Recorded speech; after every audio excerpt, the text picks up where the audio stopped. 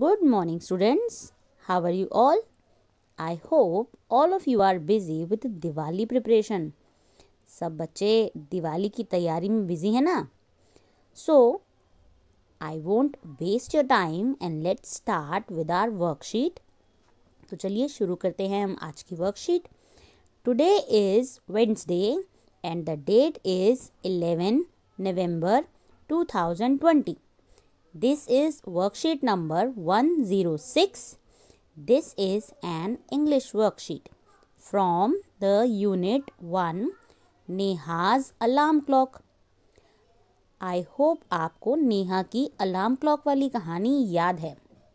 तो चलिए एक बार थोड़ा सा रिवाइज कर लेते हैं. Dear students, we all know that Neha is a girl who does not like to get up early in the morning. प्यारे बच्चों, हम सब ये जानते हैं कि नेहा एक छोटी बच्ची है जिसे सुबह जल्दी उठना बिल्कुल अच्छा नहीं लगता. She gets angry when her alarm clock rings at 6 o'clock in the morning every day and wakes her up. उसे बहुत गुस्सा आता है जब उसकी घड़ी सुबह 6 बजे बजती है और उसे सुबह जल्दी उठा देती है. She wishes for her alarm clock to forget its job sometime.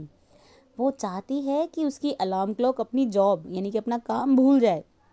मतलब कि उसकी अलार्म क्लॉक बजे ही नहीं. It does not ring the next day. और अगले दिन उसकी अलार्म क्लॉक नहीं बजती. But the following day, some small chirpy birds wake up our little Neha. Again. पर अगले दिन क्या होता है कि कुछ छोटे छोटे पक्षियों की चहचहाने की आवाज़ से नेहा फिर से जल्दी उठ जाती है. Now, Neha wishes for the birds to go away too. अब नेहा चाहती है कि वो जो पक्षी भी है ना वो भी कहीं दूर चले जाएं. The next morning, Neha is wide awake early in the morning without the alarm clock or the chirpy birds. अगले दिन भी नेहा सुबह जल्दी उठती है बिना अलार्म क्लॉक के और बिना पक्षियों के चहचहाने के. Yes, now it is the big bright sun who wakes her up that day. ये होता है किसकी वजह से? हमारे प्यारे सूरज की वजह से. बड़ा और चमकदार, बिग एंड ब्राइट, जो कि नेहा को उस दिन उठा देता है. As per Neha's wish, the next morning the sun goes behind the clouds, but now her माँ wakes her up. फिर जैसा कि नेहा ने विश किया था यानी कि अपनी इच्छा रखी थी, अगली सुबह सन यानी कि सूरज बादलों के पीछे छुप जाता है. पर आज उसे कौन उठा रहा है? उसकी मम्मी. तो आज फिर नेहा जल्दी उठ गई क्योंकि उसकी मम्मी ने उसे उठा दिया. Neha doesn't like it. Neha को ये सब बिल्कुल पसंद नहीं. However, the next morning Neha wakes up with a start at 6 o'clock on her own. और अगले दिन क्या होता है? नेहा फिर से सुबह 6 बजे उठती है अपने आप. यानी कि आखिर में भी ना तो अलार्म क्लॉक बजी, ना ही बर्ड्स की चिरपिंग हुई, ना ही ब्राइट सन की वजह से और ना ही उसकी मम्मी की वजह से. नेहा अपने आप ही 6 बजे उठ गई. So this is the story of Neha's alarm clock. ये थी आपकी नेहा की अलार्म क्लॉक की कहानी. Now answer the following questions. अब आपको देने हैं कुछ क्वेश्चंस के जवाब. Question A, who wake Neha up. Neha को किसने उठाया? तो आप बताएंगे सबसे पहले नेहा को किसने उठाया. Question B, why does Neha get angry in the morning every day. Neha रोज सुबह जल्दी उठने पर नेहा रोज सुबह क्यों गुस्सा होती थी? जब भी उसे उठना होता था तो मतलब वो गुस्से में क्यों आ जाती थी? तो आपने अगर पैराग्राफ अच्छे से पढ़ा है तो आपको पता चल जाएगा बहुत आराम से that she gets angry when her alarm clock rings at 6 o'clock in the morning every day and wakes her up. उसे बेसिकली सुबह सुबह उठना पसंद नहीं था, तो उसे गुस्सा आता था जब भी उसकी अलार्म क्लॉक सुबह 6 बजे बजती थी। What does Neha wish for her alarm clock? Neha क्या चाहती थी कि उसकी अलार्म क्लॉक का क्या हो जाए? तो ढूंढो, पैराग्राफ में लाइन भी है। She wishes for her alarm clock to forget its job sometime. वो चाहती थी कि उसकी घड़ी कभी कभी अपना काम करना बंद कर दे, भूल जाए। Question D, Where does the sun go after Neha wishes him to go away? सन यानी कि सूरज कहाँ चला गया? नेहा ने जब विश किया कि सन कहीं चला जाए, तो सन कहाँ चला गया था? तो आपने अगर पैराग्राफ ढंग से पढ़ा है तो आपको मिल जाएगा कि sun goes behind the clouds, sun चला गया था बादलों के पीछे। What time, okay, question E, what time does Neha wake up on her own? तो नेहा अपने आप कितने बजे उठी? आखिर में नेहा अपने आप उठ गई। कितने बजे उठी थी? ढूंढिए और आंसर लिखिए। तो ये थे आपके क्वेश्चंस, जो कि पैराग्राफ जो आपने पढ़ा उसी पर बेस थे। तो अब आपको इनके आंसर भी इसी पैराग्राफ में से मिल जाएंगे अगर आप इसे ध्यान से पढ़ेंगे तो।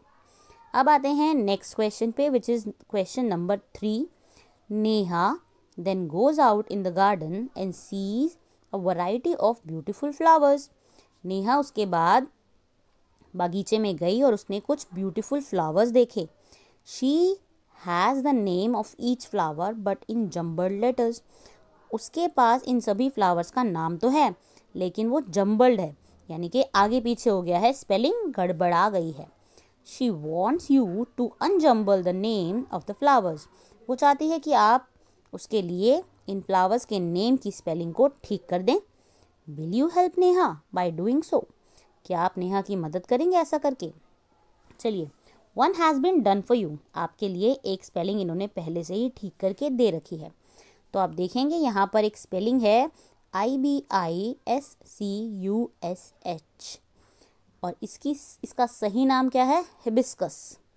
आपको ऐसे ही अगले फ्लावर्स के नाम को करेक्ट करना है। सबसे पहले आप क्या करेंगे? इन फ्लावर्स को पहचानेंगे कि ये कौन से फ्लावर्स हैं। जैसे कि फर्स्ट फ्लावर कौन सा है जिसकी स्पेलिंग ESOR है? Yes, you are right, this is rose. तो आपको यहाँ पर रोज की स्पेलिंग ठीक करनी है, यानी कि रोज की स्पेलिंग लिखनी है। उसके नीचे जो फ्लावर है वो आपकी इंग्लिश की बुक का नाम भी है। फ्लावर अगर आप पहचान गए हैं तो ये है गेंदे का फूल, जिसे इंग्लिश में क्या बोलते हैं हम? मैरीगोल्ड। सो आपको यहाँ पर मैरीगोल्ड का नाम लिखना है। थर्ड फ्लावर है जो कि आप बहुत आसानी से पहचान सकते हैं, दीज आर स्पेशल फ्लावर्स, और ये है आपका कमल का फूल, जिसे कहते हैं lotus. And the fourth flower जो आप देख रहे हैं, ये इसका नाम हमारे सन यानी कि सूरज के नाम पर है। This is called sunflower. ठीक है, सो ये आपको फ्लावर्स की स्पेलिंग बिल्कुल करेक्ट करके यहाँ पर लिखनी है और ये वर्कशीट कंप्लीट करनी है। प्यारे बच्चों, आज एक बहुत ही खास दिन है, और इस खास दिन की खास बात ये है कि आज 11 नवंबर को मौलाना अब्दुल कलाम आज़ाद जी का जन्मदिन है। 11 नवंबर को राष्ट्रीय शिक्षा दिवस के रूप में, यानी कि भारत में राष्ट्रीय शिक्षा दिवस के रूप में 11 नवंबर के दिन को मनाया जाता है। और वो इसलिए क्योंकि ये हमारे देश के पहले शिक्षा मंत्री थे और इन्होंने शिक्षा के क्षेत्र में बहुत सारे नए नए काम किए, जिसकी वजह से आज हम अपने आप को एक बहुत अच्छी शिक्षा प्राप्त करते हुए देख रहे हैं। आपके जीवन में भी शिक्षा का बहुत महत्व है, क्योंकि शिक्षा के ज़रिए ही आप अपने जीवन को वर्तमान स्तर से ऊपर ले जा सकते हैं। जितना आप अच्छे से पढ़ेंगे उतना अच्छा आप अपने जीवन में काम कर पाएंगे, कमा पाएंगे और अपना और अपने परिवार का नाम रोशन कर पाएंगे। तो हम यही चाहते हैं कि आप पूरी मेहनत और लगन के साथ अपनी पढ़ाई अच्छे से करें और उन सभी सपनों को पूरा करें जो आप अपने और अपने परिवार के लिए देखते हैं। तो मैं चाहती हूँ कि आप ज़रूर हमारे पहले शिक्षा मंत्री मौलाना अब्दुल कलाम आज़ाद जी के बारे में कुछ जानकारी इकट्ठी करें और हमारे साथ ग्रुप में शेयर करें। यह है आपकी आज की वर्कशीट। हम मिलेंगे कल, तब तक के लिए धन्यवाद।